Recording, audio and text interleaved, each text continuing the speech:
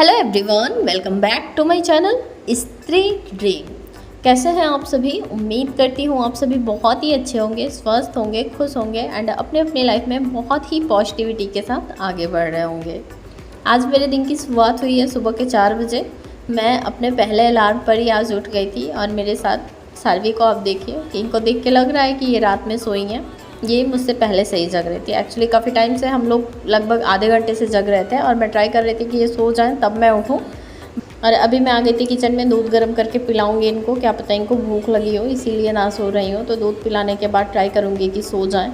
अगर नहीं सोएंगी तो फिर मैं बैठूँगी पढ़ने के लिए, क्योंकि अब टाइम नहीं है, टाइम बहुत ज़्यादा वेस्ट हो रहा है मेरा।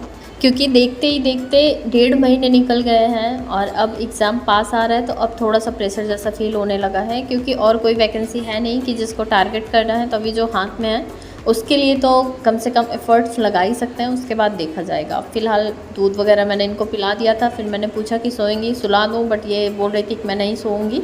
तो फिर मैं अपना भी टेबल वगैरह लगा ले रही हूँ और मैंने आज ब्रश वगैरह कुछ नहीं किया, क्योंकि जब मैं सोई नहीं थी, मेरी नींद ही प्रॉपर नहीं हुई है, तो फिर मुझे जैसे ज़रूरत नहीं लगा कि मुझे खुद को जगाने की ज़रूरत है। तो फिर मैं बैठ गई थी फिर पढ़ने के लिए।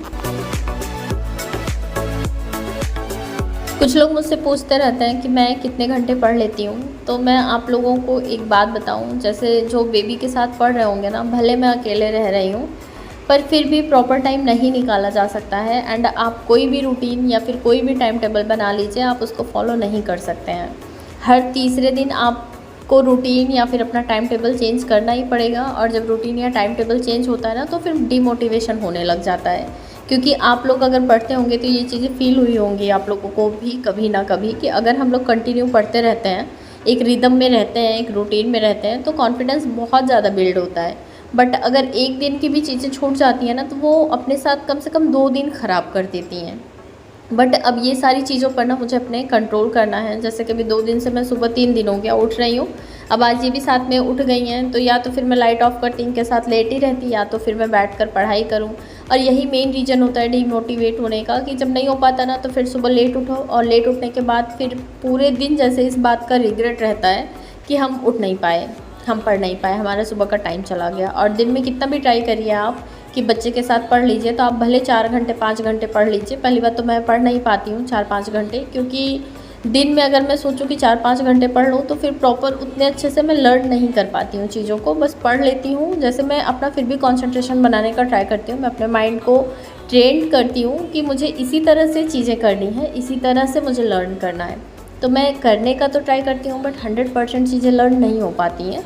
100 में से मुझे लगता है 75% भी चीज़ें बहुत अच्छे से लर्न नहीं की जा सकती हैं बच्चे के साथ। बट धीरे धीरे अगर आप कंटिन्यू किसी रूटीन में रहते हैं, चीज़ें करते रहते हैं, तो ऑटोमेटिक चीज़ें आपको याद होने लग जाती हैं।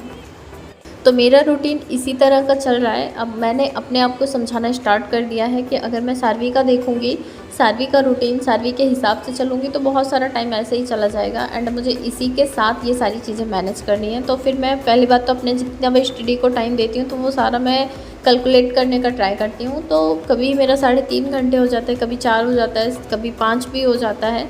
तो ये मतलब मेरे अपने उठने के ऊपर डिपेंड करता है। अगर मैं सुबह उठ जाती हूँ एंड अपने सुबह का टाइम दे लेती हूँ, तो मेरा अच्छा मतलब टाइम मिल जाता है मुझे पढ़ने का। और अगर सुबह नहीं उठ पाती हूँ, तो फिर ख़राब हो जाता है। फ़िलहाल अभी रात को भी पढ़ लेती हूँ एंड अब अच्छा चल रहा है सारा रूटीन। तो अभी कम से कम 5 घंटे, 6 घंटे, 7 घंटे, 8 घंटे, कोई फिक्स नहीं है। मतलब 8 घंटे तक अभी हो पाया है, बट मैं चाहती हूँ कि डेली कम से कम मैं 8 घंटे तो पढ़ूँ ही, क्योंकि मैं जब घर से दूर रह रही हूँ, मतलब अपने ऊपर इतना टाइम देने के लिए मैंने इतना बड़ा डिसीजन लिया है, तो एटलीस्ट 8 घंटे का टाइम तो मुझे निकालना ही चाहिए। तो ये चीज़ें मैं फॉलो करने का ट्राई कर रही हूँ, बट ये चीज़ें एक दिन में नहीं हो सकती हैं।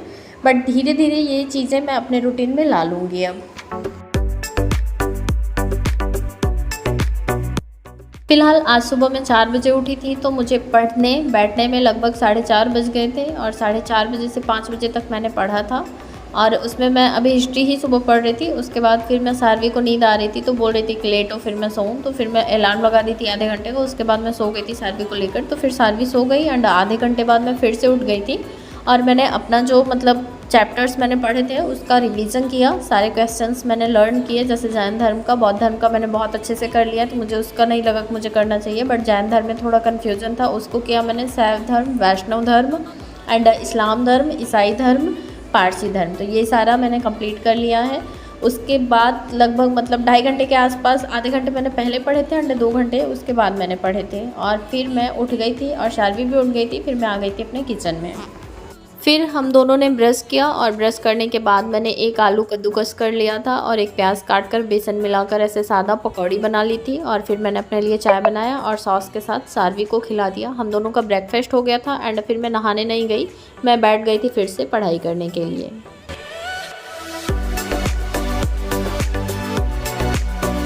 यहाँ पर मैं फिर से रिवीजन ही कर रही थी। जो कुछ भी मैंने सुबह में पढ़ा था उसको, जिस भी टॉपिक में मुझे थोड़ा कन्फ्यूज़न था, जो भी क्वेश्चंस मुझसे नहीं बन रहे थे, तो सारे क्वेश्चंस को मैं फिर से लर्न कर रही थी। एंड उसके बाद फिर शार्वी को दूध पीना था तो फिर मैं गई दूध गर्म करके ले आई, शार्वी को दूध पिलाया एंड उसके बाद फिर से मैं अपना कंटिन्यू हो गई। और अभी मैंने सोचा है कि मैं ज़्यादा से ज़्यादा टाइम अपने स्टडी को ही देने का ट्राई करूँगी, क्योंकि यहाँ पर रहने का मेन फोकस ही मेरा स्टडी करना है। तो सारे काम को छोड़ देते हैं। काम क्या मतलब करना है, जो भी मतलब है, सिर्फ शार्वी को मतलब शार्वी की चीज़ें टाइम पर पूरी होनी चाहिए एंड पढ़ाई होनी चाहिए, इसके अलावा और कोई काम नहीं होना चाहिए। तो लगभग 1 से 1.5 घंटे और पढ़ लेने के बाद फिर मैं आ गई थी किचन में, क्योंकि 12 बज गए थे। लंच भी बनाना था और लंच के लिए मैंने रात में राजमा भिगो कर रखा था। तो सुबह जब मैं पढ़ने बैठने जा रही थी, मैं मतलब जब पकौड़ियाँ वगैरह बना रही थी तभी मैंने रख दिया था एक आलू डालकर बॉयल होने के लिए।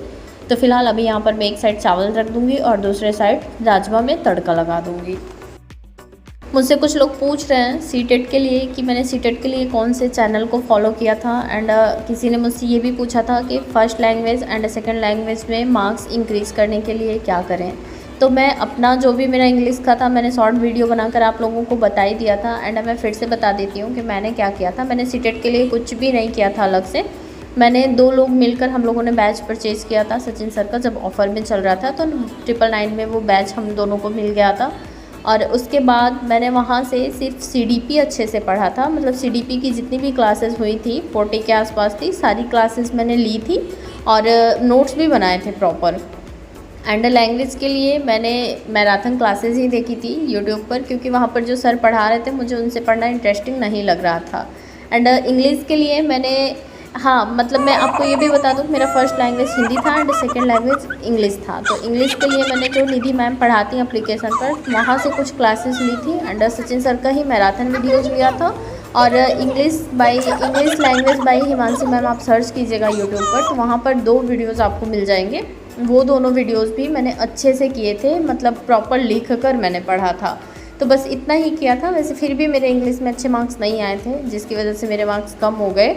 बट ठीक है, मैं सेटिस्फाइड हूँ कि मेरा क्लियर हो गया, यही मेरे लिए बहुत बड़ी बात है। तो और जैसे एसएसटी के लिए मैंने सनी सर को फॉलो किया था और मैंने आप लोगों को बताया तो था, बहुत बार बताया था कि मतलब करना चाहिए, बट मैं खुद उतने अच्छे से नहीं कर पाई क्योंकि मेरा नंबर मेरे अकॉर्डिंग नहीं हो पाया। तो अगर आप लोगों को भी अभी सीटेट का एग्ज़ाम देना है, जिसका जैसे कुछ लोग कमेंट्स करते हैं कि 1 नंबर से नहीं हुआ, 2 नंबर से नहीं हुआ, एंड 5-6 बार भी लोग दे चुके हैं, कमेंट्स करते हैं नहीं हुआ, तो बहुत बड़ा एग्ज़ाम नहीं है सीटेट का। सच मानिए कि आप अभी से पढ़ना स्टार्ट करिए, नोटिफिकेशन का वेट मत कीजिए और आप अभी से मैराथन देखना स्टार्ट कीजिए, सचिन सर का मैराथन देखना स्टार्ट कीजिए। जैसे हिमांशी मैम का भी देख सकते हैं, पर हिमांशी मैम बहुत ज़्यादा इंग्लिश वर्ड्स यूज़ करती हैं, तो हो सकता है बहुत सारे लोगों को अनकंफर्टेबल हो।